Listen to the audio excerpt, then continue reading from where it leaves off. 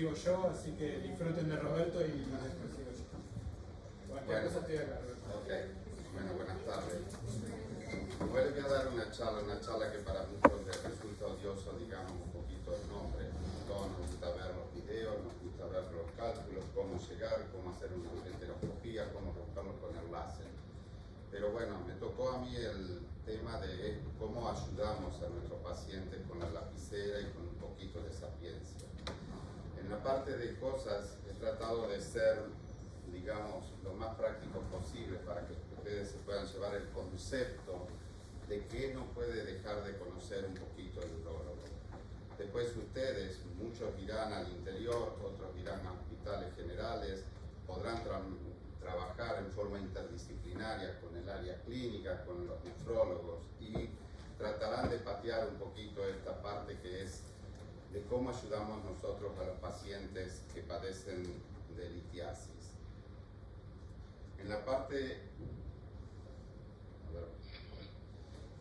de esto, deben saber que los cálculos es la tercera afección más común que van a encontrar del tracto urinario. No es una patología poco frecuente. Se ubica atrás de lo que es la infección del tracto urinario y de la patología prostática que ustedes van a ver en su consultorio. 1 al 5% de la población en Argentina va a padecer algún episodio relacionado con cálculos renales. Si ustedes extrapolan este tipo de número, verán que casi entre 500.000 a 2,5 millones de argentinos en algún momento de su vida van a padecer algún problema litiásico. Y cuando vean en la lista que ustedes tienen 10 pacientes en su consultorio, sepan que casi uno de ellos va a tener la consulta por cálculos renales. Además, como se lo muestro acá, la patología es recidivante. No es una patología, les vuelvo a decir, que es infrecuente, sino que es una patología bastante frecuente. En cuanto a la parte de la etiopatogenia, se los voy a dejar esto también un poquito para los nefrólogos. Pero a simple vista, ¿dónde se forman los cálculos? Los cálculos se forman en las papilas, es decir, donde termina la pirámide de Malpighi.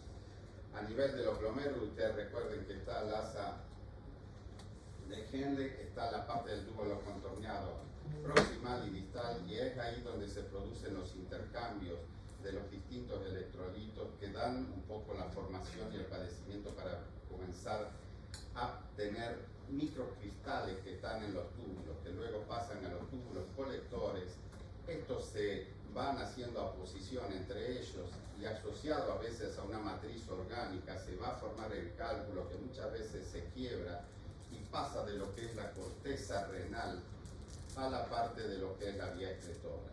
En la vía excretora generalmente las microlitiasis se expulsan normalmente, pero muchas de estas microlitiasis se depositan a veces, sobre todo en el grupo calicial inferior, donde muchas veces por aposición pasan de ser microlitiasis a ser, digamos, litos que empiezan a precipitarse, quedan en el cáliz y luego cuando expulsan, al tener una dimensión mayor a 3, 4, 5 milímetros, empiezan los problemas de lo que se llaman los famosos cólicos renales, que es cuando salta el cálculo de la vía excretora, en este caso del cáliz a la pelvis, unión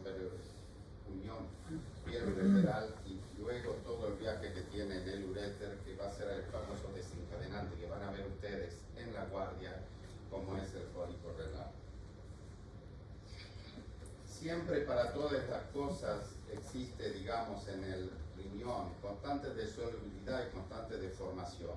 Lo he puesto acá como si fuera un semáforo. Cuando el constante de solubilidad está perfecto, no se forman cálculos, por eso lo puse en verde, como si fuera, digamos, el semáforo, como les dije recién. Pero cuando hay trastornos que alteran la constante de formación y la parte de lo que es la constante de solubilidad, se altera muchas veces el pH urinario, los inhibidores de la cristalización ya no son suficientes como para evitar la formación de sales y aparecen, como pongo acá, la parte de los inhibidores que no son efectivos y se produce la aparición de los cristales en una forma más acentuada y predisponen a la formación de cálculos. Etiopatogenia, seguimos. Como todas las cosas hay factores hereditarios. Los factores hereditarios se dan, como lo dice la palabra, no en la parte de la herencia, no tienen que ser todo lo van a heredar a esto, pero sí en la parte de lo que es uropediatría. Los cálculos más frecuentes que van a ver ustedes en los chicos donde no hay causa aparente, sino es de lo que nosotros llamamos infeccioso, la acidosis tubular cobra el primer rol donde ustedes lo van a poder ver y es una patología muy frecuente en uropediatría. La cistinuria. La cistinuria también es otro tema de los cálculos que lo vamos a ver casi en el 1% o menos del 1%. Acá sí hay un rol que lo vamos a ver más adelante desde el punto de vista de una predisposición genética autosómica. Y después tienen las hipercalciurias idiopáticas. Estos sí como factores hereditarios son netamente predisponentes para formación de cálculos. Van a encontrar pacientes jóvenes que padecen de cálculos y tienen que pensar siempre en alguna de estas patologías. Los factores congénitos, esto ya está en la información genética y lo van a encontrar en la oxaluria y la hiperuricosuria. Como todas las cosas, no todos los lugares del mundo tienen, digamos, predisposiciones a tener cálculos, pero sí podemos decir que en los climas más cálidos como Brasil, Ecuador, la parte del norte de nuestra parte de Sudamérica, sí por la situación climatológica hay más predisposición a la deshidratación y como consecuencia más predisposición a tener cálculos. La edad y el sexo, los cálculos generalmente, la patología la van a encontrar entre los 20 a 50 años como una gran, ¿me entendés?, variable en la cual es menos frecuente, como les dije yo, de 20 a 10 años o a la parte de los neonatos en las cuales nos vemos en el hospital pediátrico, pero entre los 20 y 50 años donde van a encontrar más patología litiásica. Acá se salvan un poco más las mujeres porque la relación de cálculo la vamos a ver en una relación de 3 a 1 en el sexo masculino contra la parte de lo que puede ser el sexo femenino, que tiene más predisposición para hacer cálculos infecciosos, pero tiene mucha menos predisposición para hacer los otros tipos de cálculos. Los factores alimenticios también juegan un rol muy importante. Acá hay hipercalciurias absortivas. Esto, digamos, uno lo veía en España y en la parte de Francia, donde generalmente son grandes comedores de quesos y de lácteos, generalmente uno va a tener más predisposición para tener esto. En Argentina, hasta que la carne era, digamos, más barata que ahora, no teníamos mucha predisposición para tener cálculos de ácido úrico. Y hay que tener muy en cuenta también un poquito qué pasa con la parte de lo que puede ser la tercera edad, donde la deshidratación crónica juega un rol muy importante para la formación de cálculos, porque los pacientes que entran en la tercera edad generalmente se hidratan mal. Esto es un poco un diagrama de flujo en el cual lo que les acabo de mostrar recién, uno lo puede ver acá los cristales sobre circulación urinaria. Acá están en los lugares donde empieza, digamos, la formación de las microcristales. Y bueno, como dijimos, alteraciones de los solutos urinarios, como el calcio, ácido úrico, oxalato, sodio y demás, cuando aumentan dan predisposición a formadores de cálculo. Cuando se altera los que impiden que se forme cálculo, como ser el citrato, que lo vamos a ver en la hipocitraturia y en la hipomagnesuria, generalmente dan los predisponentes para que se formen los cálculos. Seguimos con la epidemiología. Factores que los favorecen. El aumento de la concentración de solutos. Esto es un equilibrio que no sé si recuerdan un poco la parte de lo que era química, digamos, un juego de solutos y solventes, pero bueno, cuando hay aumento de la concentración, llámese por deshidratación o por ingestas copiosas y demás, bueno, hay un predisponente a formar cálculos. Variables del pH urinario. Esto generalmente se va a ver un poco con las ingestas que uno pueda hacer y también, digamos, con la parte de lo que es los que toman poco líquido van a tender a acidificar las orinas y los que toman mucho líquido a veces pueden generar hiponatremias que pueden dar trastornos también de formación de cálculo. La infección urinaria, donde el tracto urinario va a predisponer mucho a la formación de cálculos de lo que nosotros llamamos fosfato amónico magnésico o estrubita. pero siempre y cuando haya un cálculo, la parte de eso siempre piensen que hay cálculo, infección urinaria, cálculo, bueno, se torna finalmente en un problema cuando tenemos pacientes con litiasis asociados a infecciones urinarias. Disminución de los factores solubilizantes. Recién les dije que la hipocitraturia, la hipomagnesuria y demás son factores que es lo que más van a llegar ustedes a ver. Cuando haya este tipo de alteraciones va a haber predisposición para formar cálculo. Obstrucciones urinarias. ¿Dónde lo vamos a ver? Una estenosis de la unión pielo-ureteral, donde el ritmo de evacuación de la vía excretora se ve alterado, bueno, da un predisponente a tener cálculo. Cuando hay estenosis o malformaciones a nivel del uréter, también lo van a tener en la parte de lo que puede ser ureterocele y demás. Y los pacientes prostáticos también van a dar predisposición a que ustedes encuentren cálculos a nivel del tracto urinario bajo, porque muchas veces cristales que son expulsables desde la vía excretora alta y se depositan en la parte de la vejiga cuando tenemos una hipertrofia prostática y no puede fluir, ese cálculo se queda realmente dando vueltas en la parte de la vejiga y hace lo que se llama el efecto de bola de nieve para tener un cálculo pequeño al principio y luego ser un cálculo que ahora no se ven tanto, pero llegaban a tener dimensiones que a veces nos asustaban. Y los cuerpos extraños. Los cuerpos extraños también, cuando ustedes dejen, ahora lo que ustedes más van a ver es la presencia de los catéteres doble J.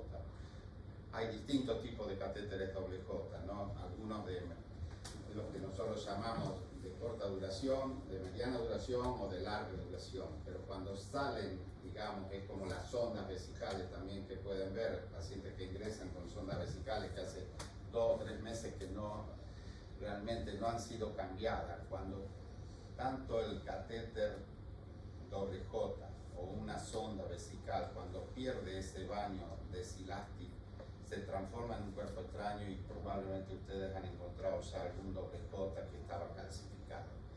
También los cuerpos extraños en la parte de lo que puede ser etapas masturbatorias, donde algunos pacientes se colocaban alambres, ¿no? O cuerpos extraños en la vejiga, una parte de lo que puede ser algún tornillo que quedaba en las prótesis de lo que nosotros llamamos los reemplazos de cadera, que perforaban, por ejemplo, en la parte de la vejiga, se transformaban en grandes cuerpos y realmente eso va a generar una situación y un predisponente.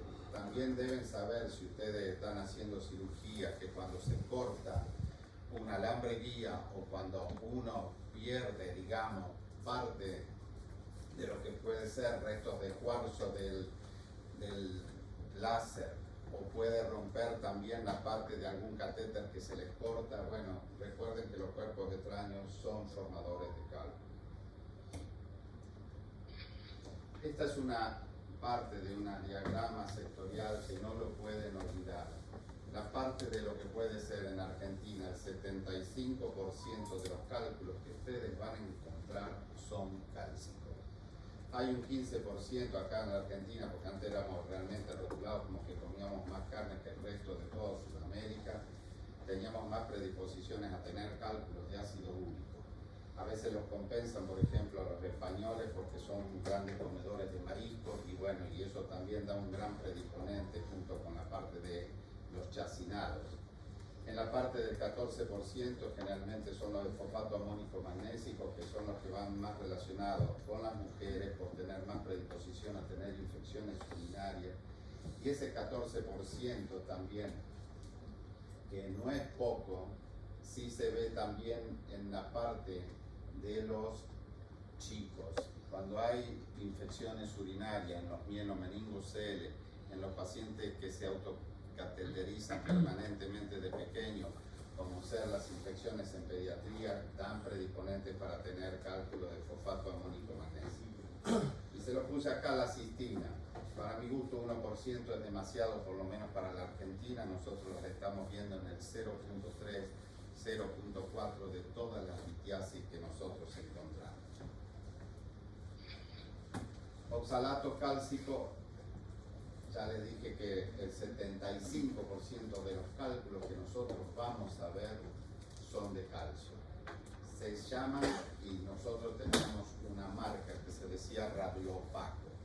No sé si ustedes están pidiendo o no, porque ha ido muriendo, digamos, lo que llamábamos la KV, que es la RX simple de árbol urinario, donde generalmente el cálculo de calcio tiene la densidad que tiene un hueso. Ustedes lo van a ver también en la parte del arco en C color negro, a diferencia de lo que ven en una placa. Esto es importante en la clasificación, porque el cálculo de ácido úrico no se ve.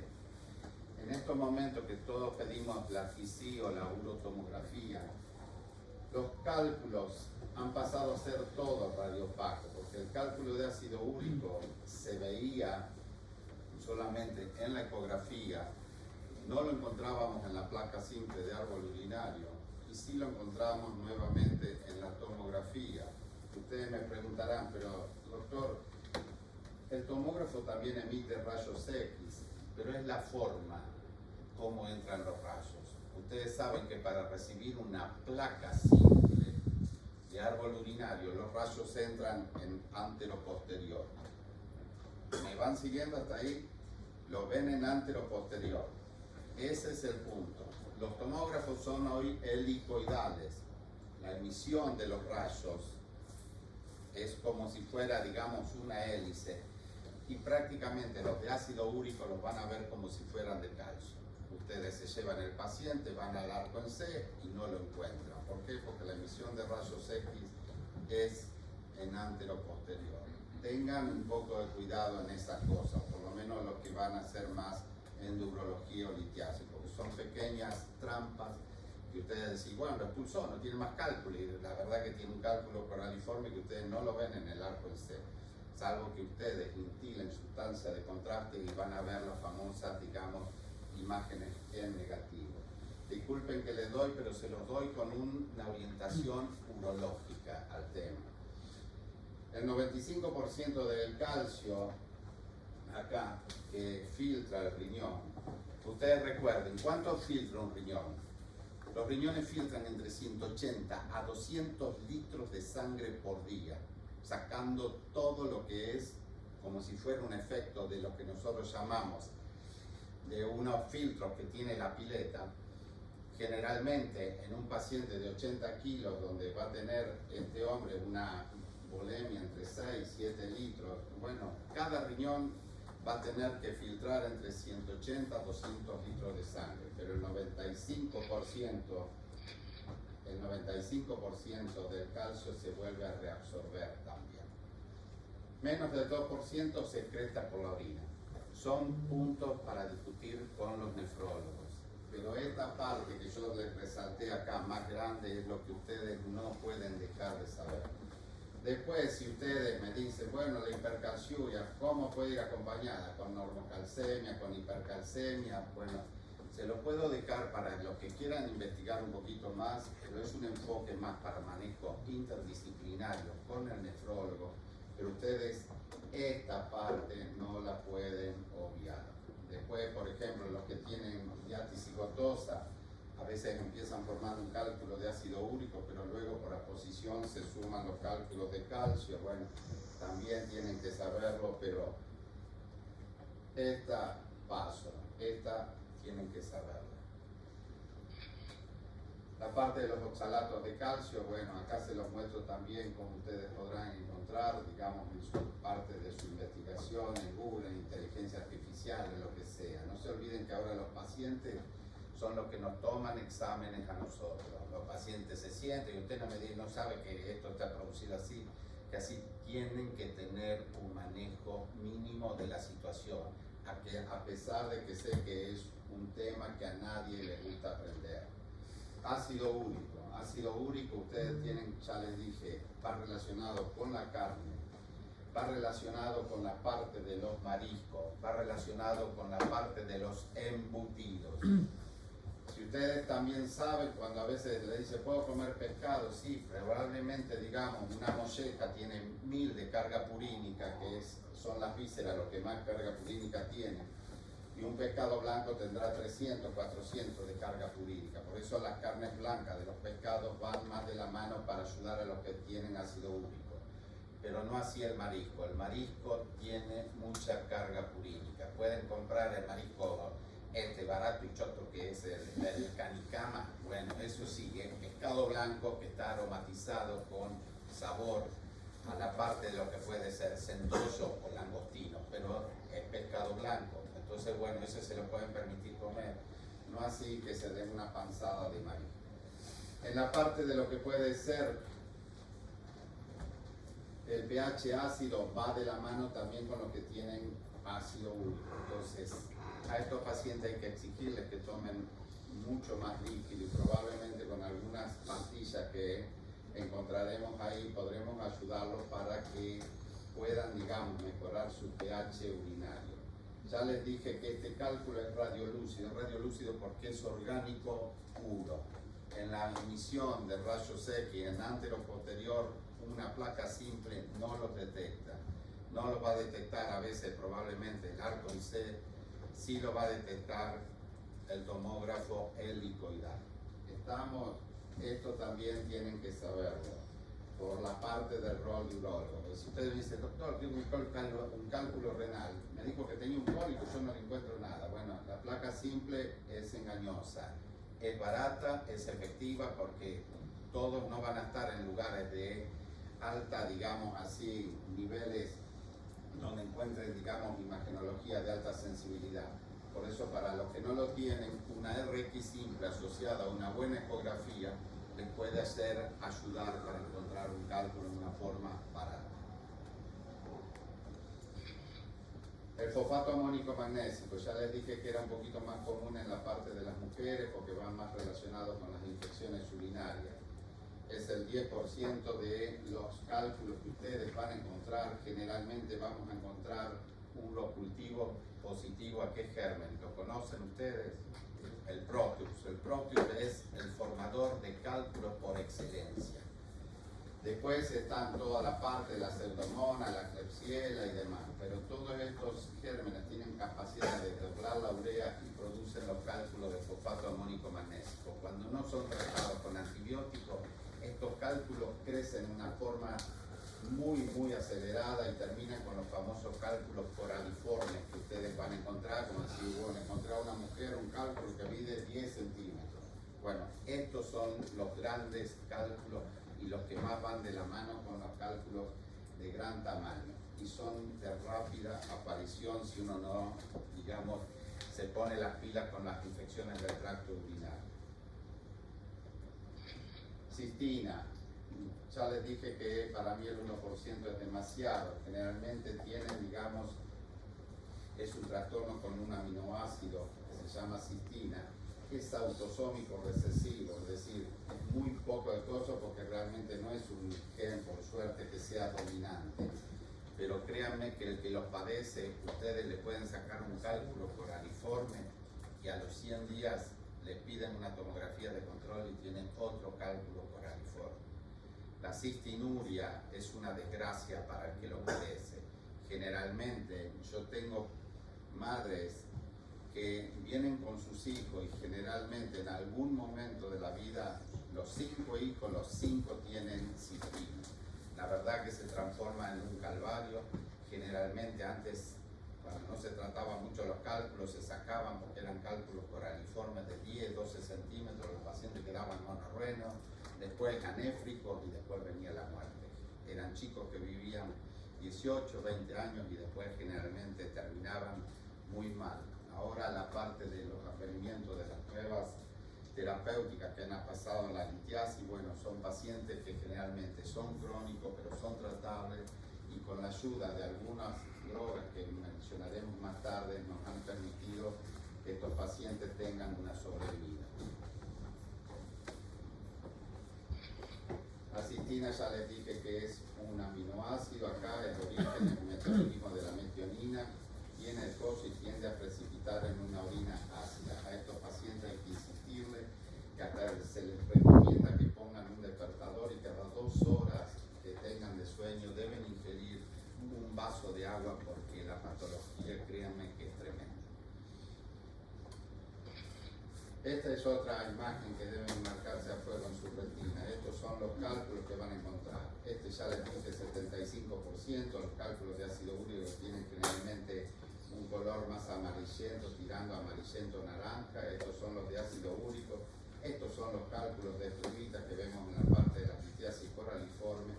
Y la citina tiene lo que se llama un aspecto en la macro, que ustedes van a ver como si fuera realmente miel virgen, pero hay una variedad también de citina que se llaman los citinas perlados, que son menos frecuentes que este, pero existen también. Quimiolisis. Vamos a hacer una parte de lo que puede el urólogo ir ayudando para acá. La quimiolisis es una forma de desintegrar o ayudar a que los cálculos se degraden o se ablanden. Antiguamente había varios tipos de quimiolisis. Cuando no existían ni las ondas de choque, no existían los ureterorrenoscopios de última generación, no existía la nefrolitotomía percutánea, solamente operábamos a cielo abierto, había que tratar de evitar que los pacientes fueran, porque era una vez entrábamos lumbotomía 1, lumbotomía 2, lumbotomía 3, se hacían realmente cirugías de alta complejidad en poco tiempo. Entonces a veces colocábamos un catéter donde lavábamos los cálculos con algunas sustancias especiales y eso se llamaba quimiolisis endocavitaria. Ha entrado un poquito en desuso, solamente se utiliza ahora como una adyuvancia cuando uno hace una percutánea y le quedan cálculos para tratar de ver la posibilidad de disolverlo con algún otro tipo de sustancia que se le pueden inyectar por el catéter. La quimiolisis endovenosa, antiguamente los cálculos de ácido úrico gigantes, nosotros le inyectábamos lactatum cetomolar, se los internaba al paciente, se le llevaba el pH urinario a 8 o 9 y de esa manera en una semana lográbamos disolver cálculos muy grandes con un tratamiento endovenoso. Entró en desuso también por ser cara y porque el advenimiento de las nuevas aparatologías la ha desplazado. Pero la quimiolisis oral, esa vamos a aprender todo y ahí es donde vamos a hacer hincapié. Esto era para que sepan un poquito, eso es una especie de una imagen con una nefrostomía donde teníamos a los pacientes venían a inyectarse, sobre todo las mujeres que hacían cálculos de estruvita y demás, se les inyectaba una sustancia llamada quinacidil por vía de la nefrostomía. También se hacía quimiolisis a través de un catéter ureteral simple que se lo fijaba a una sonda Foley y también existe, digamos, algunos pacientes donde les colocamos el doble J y después los llevábamos para hacer quimiolisis oral. La quimiolisis endocavitaria ya les dije un poquito, ya han entrado casi en desuso, se usaba una droga que se usaba Renacidin para lavar el riñón, porque no sé si ustedes, alguno hace percutánea o no, ustedes van a encontrar como que se encuentran con una especie de cálculo que parece una gelatina, esta sin sabor y llena de la parte de lo que puede ser aposiciones de calcio y demás, y que muchas veces uno lo saca y parece un agua viva que uno saca. Ahí hay mucha matriz de cálculo donde las ondas de choque no daban su resultado esperado, pero sí esta irrigación con Renacidin nos ayudaba a limpiar, digamos, bien los riñones. Ustedes pueden hacer una parte como urólogos, un trabajo perfecto de una cirugía y decir qué bien que operé, cómo le saqué todo el cálculo.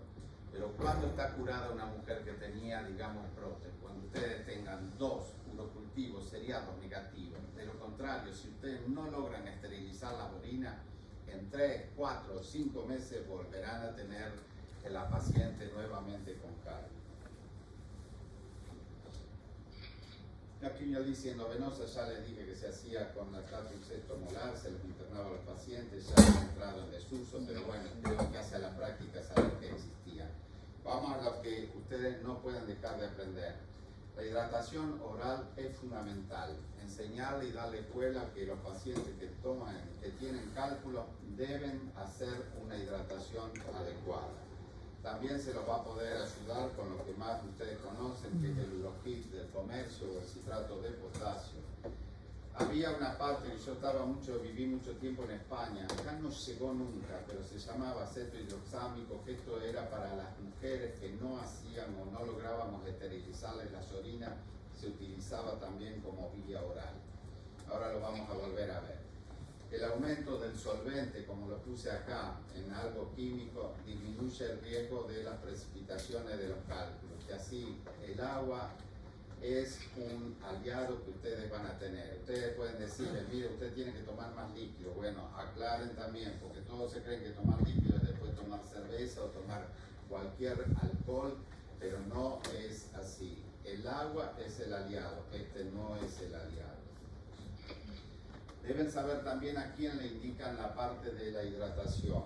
Hay pacientes que hacen mucho deporte, hay pacientes que están en la tercera edad y hay que cuidar mucho porque ustedes les dicen tomen 4 o 5 vasos de agua a la mañana y 4 o 5 vasos de agua a la tarde, pero los viejitos o la tercera edad dan mucha hiponatremia y cuando hay hiponatremia salimos de un problema y nos metemos a veces en un problema peor. A veces le puedo yo sugerir, decir, bueno, señor, tome 2 vasos de agua y si puede, digamos, tome un vaso de Gatorade si no es diabético, si no usen el X suero para que pueda haber un poquito de aporte de mínimamente de sal y evitar de ese momento la hiponatremia. Y tengan cuidado con los hábitos, porque a veces la gente se cree que tomando cerveza o tomando vino con soda o vino solo viene, digamos, y cumple con la hidratación y con lo que nosotros le hemos propuesto. Agua barata y efectiva, la limonada. La limonada va a ser un gran aliado, así como les van a venir a preguntar algo. Recuerden que la limonada, cuando ustedes hablan de cítricos, la parte de los cítricos que ustedes conocen, tanto la parte del limón, la naranja, la mandarina y el pomelo, son aliados para nosotros. Acá le estoy mostrando y le estoy diciendo un poquito por qué. Porque la limonada es rica en citrato. A pesar de que uno cuando ve un limón piensa que le vamos a acidificar la orina, se lo estamos alcalinizando. Eso también entiéndalo como concepto, porque uno cuando ve un limón le da sensación en la boca como que es algo ácido, que tienen razón, pero realmente lo único que estamos ayudando es a que el riñón se refresque. Si ustedes van a hacer limonada, bueno, que tomen 1 o 2 limones en agua, hielo y demás, es terapéutico. El citrato de potasio, este tampoco lo pueden dejar, es un gran aliado para el urólogo, nosotros lo damos. Generalmente el citrato lo que hace es impedir que el ácido oxálico y la parte de lo que es el calcio se enamoren y realmente se fusionen para hacer la sal más común que ustedes van a encontrar, que es el oxalato de calcio. Cuando hay caída del citrato, bueno, la sal esta está de parabienes y para realmente formar calcio. Esto no se lo olviden tampoco, el citrato de potasio viene en forma de pastillas y forma de polvo. Miren que cuando lo dan en polvo es una parte de una droga. Si ustedes alguna vez pruébenlo para que sepa lo que toma la gente y por qué generalmente al mes le dice, mire doctor, lo empecé a tomar, lo tomé 2 semanas y lo acabo de abandonar. Otra forma de hacer quimiolisis, esto no está acá en el país, pero sepan que existe, es un gran aliado para los que tienen infecciones urinarias que ustedes no logran esterilizar las orinas y que siguen con próteo y demás. El Uronefrex viene de cápsulas de 125 y 250 miligramos. Hay que tener en cuenta que los que tienen insuficiencia renal no lo pueden tomar, pero era un gran aliado por lo menos para los cálculos infecciosos. Vuelvo a la parte de la quimiolisis oral. El citrato de potasio, que viene en polvo y en cápsulas, este no me gusta porque generalmente la gente lo abandona mucho. Les va a venir también en el escritorio, doctor, a mí me dio el otro urólogo que tome bicarbonato de sodio para alcalinizar la orina. No se les ocurra darlo, no es de buena urología, no es de buena sapiencia. El bicarbonato de sodio, cuando ustedes le dicen a un paciente que tiene cálculo, lo primero que le dice, debe evitar la sal. Y esto está lleno de sal. Además de que muchos pacientes, ustedes le toman la presión y cuando comen 3 cucharadas soperas de bicarbonato de sodio, generalmente son pacientes que los tienen hipertensos y van a producir más problemas que soluciones. El allopurinol va a ser un gran aliado para los que tengan con cálculos de ácido úrico. El allopurinol viene en dosis de 100 miligramos y de 300 miligramos. El de 100 miligramos es el netamente que nosotros usamos profilácticamente si el paciente acompaña con la dieta y con la parte de lo que puede ser la ingesta oral. Si el paciente